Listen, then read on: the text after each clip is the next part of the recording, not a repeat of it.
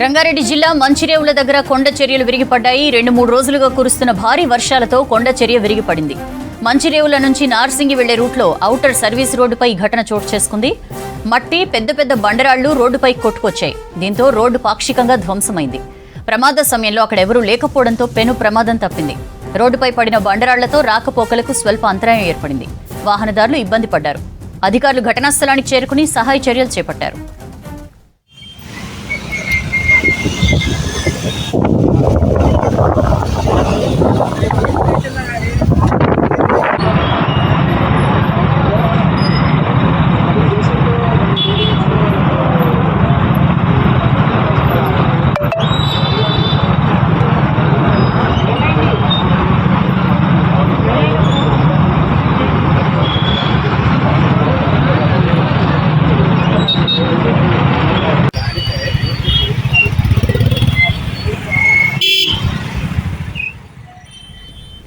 రంగారెడ్డి జిల్లా మంచిరేవుల దగ్గర కొండ చర్యలు విరిగిపడ్డాయి. 2-3 రోజులుగా కురుస్తున్న భారీ వర్షాలతో కొండ చర్య విరిగిపడింది. మంచిరేవుల నుంచి నార్సింగి వెళ్లే రూట్లో ఔటర్ సర్వీస్ రోడ్డుపై ఈ ఘటన చోటు చేసుకుంది. మట్టి పెద్ద పెద్ద బండరాళ్లు రోడ్డుపైకి కొట్టుకొచ్చాయి. దీంతో రోడ్డు పాక్షికంగా ధ్వంసమైంది. ప్రమాద సమయంలో అక్కడెవరూ లేకపోవడంతో పెను ప్రమాదం తప్పింది. రోడ్డుపై పడిన బండరాళ్లతో రాకపోకలకు స్వల్ప అంతరాయం ఏర్పడింది. వాహనదారులు ఇబ్బంది పడ్డారు. అధికారులు ఘటనా స్థలానికి చేరుకుని సహాయ చర్యలు చేపట్టారు.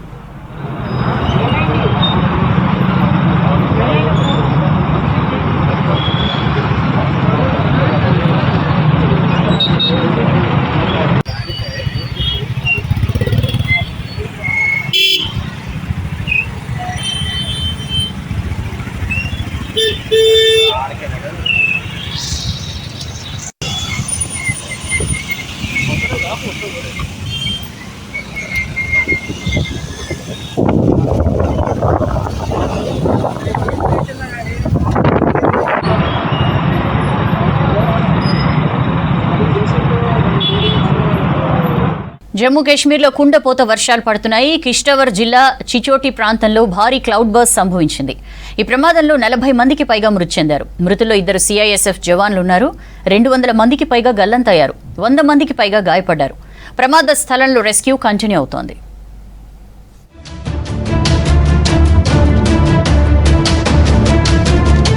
జమ్మూ కాశ్మీర్ కిష్తవర్లో భారీ క్లౌడ్ బరస్ట్ సంభవించింది. క్లౌడ్ బరస్ట్కు 40 మందికి పైగా చనిపోయారు. వందలాది మంది గల్లంతయ్యారు. ఘటనలో 100 మందికి పైగా గాయపడ్డారు. వీరిని స్థానిక హాస్పిటల్కు తరలించారు. కొండ ప్రాంతంలో క్లౌడ్ బరస్ట్ కారణంగా కుండపోత వర్షం కురిసింది. వరదలు విధ్వంసం సృష్టిస్తున్నాయి. వంతెనలు కొట్టుకుపోయాయి. చాలా రోడ్లు ధ్వంసమయ్యాయి.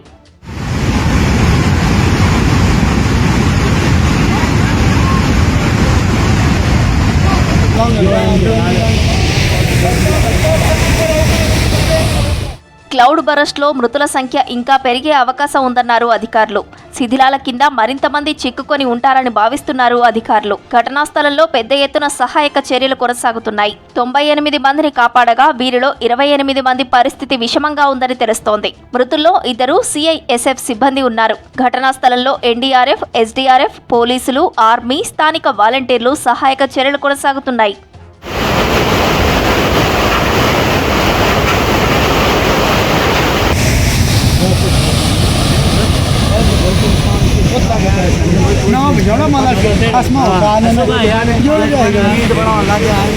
కిష్తవాడ్ జిల్లాలో మాచైల్ మాతా మందిరానికి వెళ్లే యాత్ర బేస్ పాయింట్ ఇదే. ఇక్కడే యాత్రికులు తమ వాహనాలు ఉంచి కాలినడకన దర్శనానికి వెళ్తుంటారు. వారు వేసుకున్న టెంట్లు వరదల్లో కొట్టుకుపోయాయి. ప్రమాదం జరిగిన వెంటనే యాత్రను నిలిపివేశారు అధికారులు. 3:45 बजे मुझे पता लगे, बोला बाहर आई, मैं चली गई वहाँ से। जाते जाते आधे रास्ते से देखा दुकान के साथ आ गई। मेरे को ये पता नहीं है कि भाई दुकान मेरी है नहीं है। पिछली साइड से तो खत्म ले गई और साइड पे आगे को तो पता नहीं है कैसी होगी कि नहीं है। हमने तो अपनी जान बचाई जी। हमारे दुकान में सर 2-2.5 फुट तो कचरा भरा है। सारा सामान खत्म हो गया, बेकार हो गया है। क्योंकि कल ही सब्जी ली थी और दुकान में सामान भी कल ही भरा था। बहुत सारा खत्म हो गया सर जी। క్లౌడ్ బరస్ట్ పై దిగ్భ్రాంతి వ్యక్తం చేశారు రాష్ట్రపతి ద్రౌపది ముర్ము, ప్రధాని మోదీ, కేంద్ర మంత్రులు అమిత్ షా, జితేంద్ర సింగ్. మృతుల కుటుంబాలకు ప్రగాఢ సానుభూతి తెలుపుతూ ఎక్స్ లో పోస్టులు చేశారు. జమ్మూ కాశ్మీర్ సీఎం ఎల్జీలతో పాటు అధికారులతో ఫోన్లో మాట్లాడారు అమిత్ షా. సహాయక చర్యలు ముమ్మరం చేయాలని ఆదేశించారు.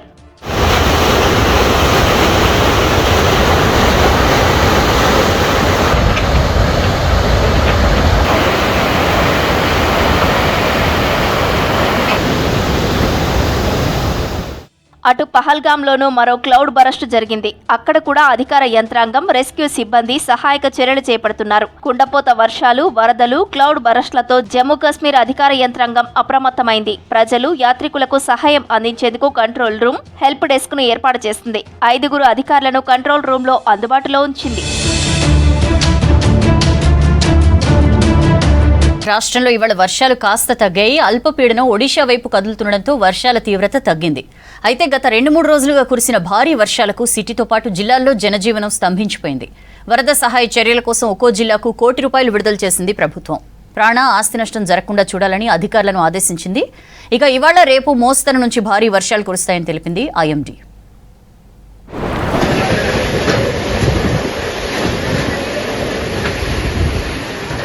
బంగాళాఖాతంలో అల్పపీడన ప్రభావంతో రాష్ట్రంలో జోరు వానలు కురుస్తున్నాయి. జిల్లాలో భారీ వర్షాలు పడుతున్నాయి.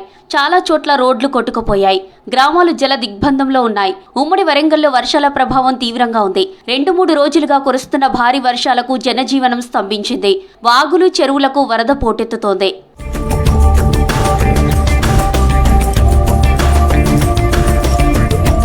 ఉమ్మడి నల్గొండ జిల్లాలో వర్షాలు బీభత్సం సృష్టించాయి. నల్గొండ జిల్లా కేంద్రం వివేకానంద నగర్లో ఇండ్లలోకి వరద చేరింది. మీర్బాగ్ కాలనీలో ఇండ్ల నుంచి బయటకు రాలేని పరిస్థితి నెలకొంది. మిర్యాలగూడలో లోతట్టు ప్రాంతాలు జలమయమయ్యాయి. మయూరి నగర్, రంగన్న కాలనీలను వరద చుట్టుముట్టింది.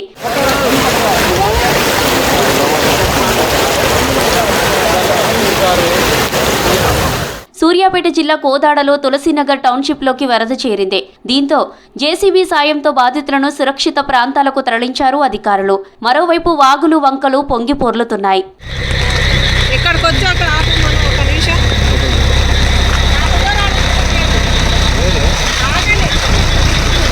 మహబూబ్ నగర్ జిల్లాలోనూ ఎడతెరిపి లేకుండా వర్షాలు కురుస్తున్నాయి. భారీ వర్షాలతో జడ్చర్ల ఫ్లైఓవర్ నుంచి హైదరాబాద్ వెళ్లే సర్వీస్ రోడ్డు నీట మునిగింది. వరద ఉధృతికి 2 బస్సులు నీటిలో చిక్కుకున్నాయి. బస్సులో ఉన్న 50 మంది ప్రయాణికులను సురక్షితంగా బయటకు తీశారు ఫైర్ సిబ్బంది. నాగర్ కర్నూలు జిల్లాలో ఉధృతంగా ప్రవహిస్తున్న కేసరి సముద్రం చెరువును సందర్శించారు మంత్రి జూపల్లి.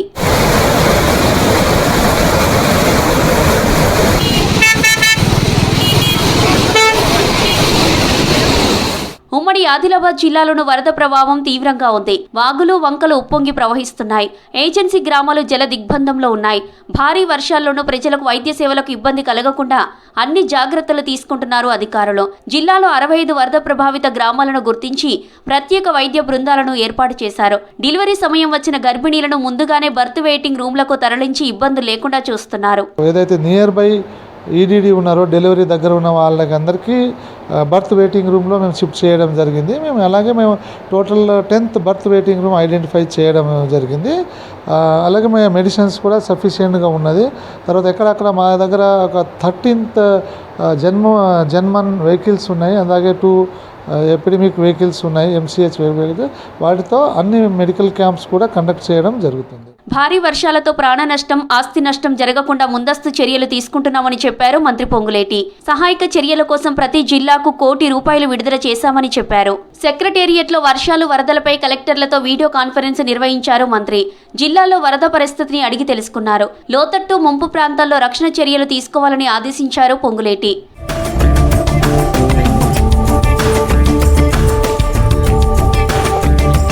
రానున్న 24 గంటల్లో ఉపరితల ఆవర్తనం దక్షిణ ఒడిశా తీరానికి చేరుకునే అవకాశం ఉందన్నారు వెదర్ ఆఫీసర్స్. అటు రుతుపవన ద్రోణి పశ్చిమ మధ్య బంగాళాఖాతం నుంచి అల్పపీడన ప్రాంతం వరకు కొనసాగుతుందని చెప్పారు. దీని ప్రభావంతో మరో 3 రోజులు రాష్ట్రంలో భారీ వర్షాలు కురుస్తాయని ప్రకటించారు. ఇవాళ 9 జిల్లాలకు ఆరెంజ్ అలర్ట్ ఇచ్చారు. సిటీకి ఎల్లో అలర్ట్ జారీ చేశారు.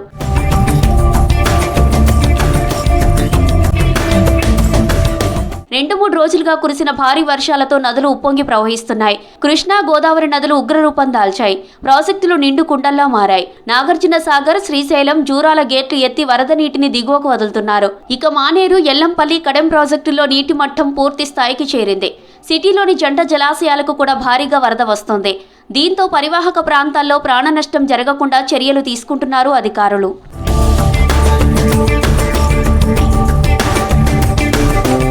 ప్రపంచంతో పోటీ పడే స్థాయికి AP heavy machinery engineering limited ఎదగాలన్నారు డిప్యూటీ సీఎం భట్టి. విజయవాడలో పర్యటించిన ఆయన సింగరేణి అనుబంధ సంస్థ హెచ్ఎంఈఎల్ను సందర్శించారు. ఇక గత 10 ఏళ్లలో మత్స్యశాఖలో జరిగిన అవినీతిపై విచారణ చేస్తున్నామన్నారు మినిస్టర్ వాకిటి. గత ప్రభుత్వం విచ్చలవిడిగా దోచుకుందని ఆరోపించారు మంత్రులు.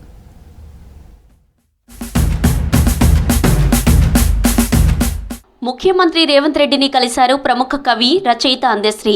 జూబ్లీహిల్స్ నివాసంలో మర్యాదపూర్వకంగా భేటీ అయ్యారు. వివిధ అంశాలపై ముఖ్యమంత్రితో చర్చించారు. అందశ్రీ రచించిన జయ జయ హే తెలంగాణ గేయాన్ని రాష్ట్ర గీతంగా సర్కార్ గతేడాది ప్రకటించింది. ఉద్యమంలో కీలక పాత్ర పోషించినందుకు ఈ ఏడాది జూన్ 2న అందశ్రీకి 1 కోటి నగదు పురస్కారాన్ని అందించింది. భేటీలో పలు విషయాలపై చర్చించినట్లు తెలుస్తోంది.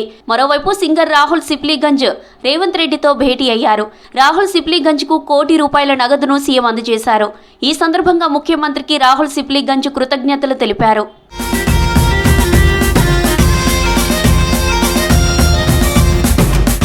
ప్రపంచంతో పోటీ పడే స్థాయికి AP heavy machinery engineering limited ఎదగాలన్నారు డిప్యూటీ సీఎం భట్టి విక్రమార్క. ఆంధ్రప్రదేశ్లోని విజయవాడలో సింగరేణి అనుబంధ సంస్థ హెచ్ఎంఈఎల్ను సింగరేణి సీఎండీ బలరాంతో కలిసి సందర్శించారు. ఈ సందర్భంగా ఆయన కార్మికులతో కలిసి ముచ్చటించారు. ప్రపంచవ్యాప్తంగా కొత్త పరిశ్రమల విడి విభాగాల తయారీ, పాత విడి విభాగాలను మరమ్మతులు చేసి సరఫరా చేస్తున్న ఇంజనీరింగ్ సంస్థలకు ఏపీ హెచ్ఎంఈఎల్ కన్నా మించి మిషనరీ, మానవ వనరులు లేవన్నారు భట్టి.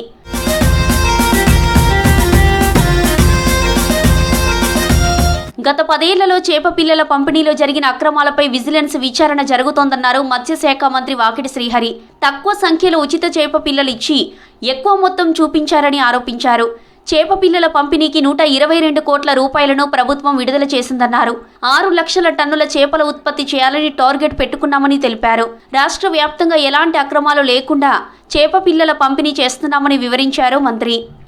గత 10 సంవత్సరాల నుంచి చెరువులలో చేపల విషయం కానీ, చేపలు వదిలే విషయం కానీ, వదిలిన చేపల లెక్క తెలియని సందర్భాలు చూసినటువంటి సందర్భంలో ఎక్కువ మొత్తంలో వదిలినట్టు చూపించి ఎన్నో అవకతవకలు జరిగిన సందర్భాన విజిలెన్స్ కేసు నడుస్తున్న సందర్భంలో 122.22 కోట్ల రూపాయల్ని ఈరోజు మనకు ఇవ్వడం జరిగింది. హుస్నాబాద్కు ఇంజనీరింగ్ కాలేజీ మంజూరుపై హర్షం వ్యక్తం చేశారు మంత్రి పొన్నం ప్రభాకర్. ఈ సందర్భంగా విద్యార్థులకు అభినందనలు తెలిపారు. తాను ఎంపీగా ఉన్నప్పుడు శాతవాహన వర్సిటీ ఇంజనీరింగ్ కాలేజీ కోసం కొట్లాడానని, అప్పుడు సాధ్యం కానిది ఇప్పుడు సాధ్యం చేశామని చెప్పారు. హుస్నాబాద్ ఇంజనీరింగ్ కాలేజీ అన్ని ప్రాంతాలకు అనుకూలమైన ప్లేస్లో ఉందని చెప్పారు పొన్నం. రేపటి స్వాతంత్ర్య దినోత్సవ వేడుకలకు ఘనంగా ఏర్పాట్లు చేస్తోంది సర్కార్. గోల్కొండ కోటలో జాతీయ జెండా ఆవిష్కరించనున్నారు సీఎం రేవంత్ రెడ్డి. ఆ తర్వాత ప్రజా సంక్షేమ పథకాలు, సర్కార్ విజన్ను వివరించనున్నారు. జిల్లా కేంద్రాలలో ఇన్ఛార్జి మంత్రులు జెండా ఎగురవేయనున్నారు. Ramagundam fertilizers and chemicals limited plant మళ్లీ షట్డౌన్ అయింది. ప్లాంట్లోని అమోనియా విభాగంలో ప్లాంజ్ లీక్ కావడంతో అధికారులు షట్డౌన్ చేశారు. గత నెలలో అమోనియం లీక్ కావడంతో జూలై 16వ తేదీ నుంచి ఆగస్టు 4వ తేదీ వరకు షట్డౌన్ చేశారు. దాదాపు 5 రోజులుగా ఈ సమస్యను పరిష్కరించి తిరిగి ప్లాంట్ను రన్ చేసే అవకాశం ఉంది. షట్డౌన్ విషయాన్ని అధికారులు గోప్యంగా ఉంచుతున్నారు. ఇప్పటికే ప్లాంట్ 3 సార్లు షట్డౌన్ అయింది. ప్రతిసారి లీకేజ్తో షట్డౌన్ కావడంతో అధికారుల తీరుపై కార్మికులు మండిపడుతున్నారు.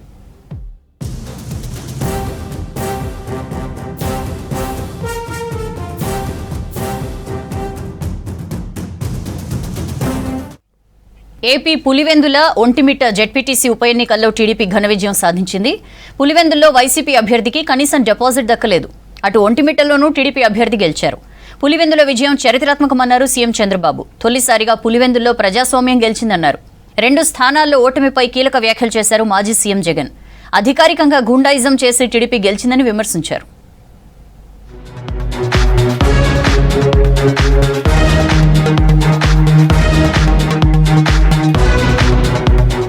ఏపీ కడప జిల్లాలోని పులివెందల జడ్పీటీసీ బైపోల్లో అధికార టీడీపీ గ్రాండ్ విక్టరీ కొట్టింది. మాజీ సీఎం వైఎస్ జగన్ సొంత ఇలాకాలో టీడీపీ అభ్యర్థి లతారెడ్డి 6,735 ఓట్లు సాధించారు. వైసీపీ అభ్యర్థి హేమంత్ రెడ్డికి 683 ఓట్లు మాత్రమే పోలయ్యాయి. 30 ఏళ్ల తర్వాత పులివెందల్లో పాగా వేసింది తెలుగుదేశం.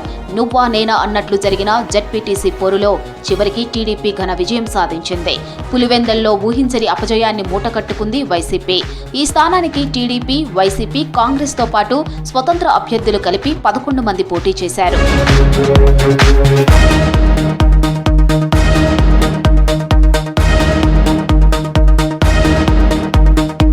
పులివెందల్లో తొలిసారిగా ప్రజాస్వామ్యం గెలిచిందన్నారు AP CM Chandrababu. Pulivendula ZPTC by ఎలక్షన్లో 11 మంది నామినేషన్లు వేశారంటే పరిస్థితి ఎలా ఉందో తెలుసుకోవచ్చనన్నారు.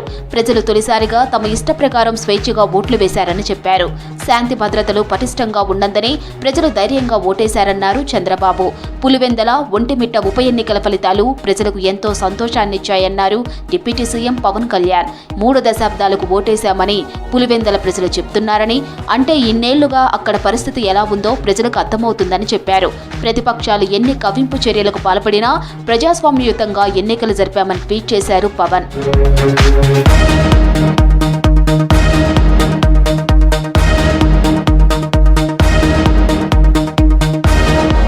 మాజీ సీఎం జగన్ నేర ప్రవృత్తిని పులివెందల ప్రజలు చీకొట్టారన్నారు ఏపీ హోంమంత్రి వంగలపూడి అనిత. పులివెందల్లో వైసీపీ అభ్యర్థికి డిపాజిట్ కూడా దక్కకుండా చేశారన్నారు. కూటమి ప్రభుత్వం మంచి చేస్తూ ఉండటంతోనే ప్రజలు ఆదరించారని ఎక్స్లో పోస్టు చేశారు హోంమంత్రి అనిత.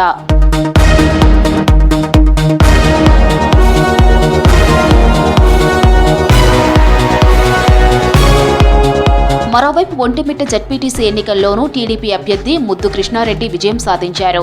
వైసీపీ అభ్యర్థి సుబ్బారెడ్డిపై 6,267 ఓట్లతో గెలిచారు. ముద్దు కృష్ణారెడ్డికి 12,780 ఓట్లు పోలవగా సుబ్బారెడ్డికి 6,513 ఓట్లు మాత్రమే వచ్చాయి. పులివెందల, ఒంటిమిట్ట జడ్పీటీసీ బైపోల్లో టీడీపీ రిగ్గింగ్కు పాల్పడిందన్నారు మాజీ సీఎం జగన్. అధికారికంగా టీడీపీ గూండాయిజం చేసిందని ఆరోపించారు. ఒక్కో పోలింగ్ సెంటర్కు 100 మందిని పోలీసుల్ని సెక్యూరిటీగా పెట్టి రిగ్గింగ్ చేశారన్నారు. ప్రజాస్వామ్యాన్ని చంద్రబాబు కూలీ చేశారని మండిపడ్డారు జగన్.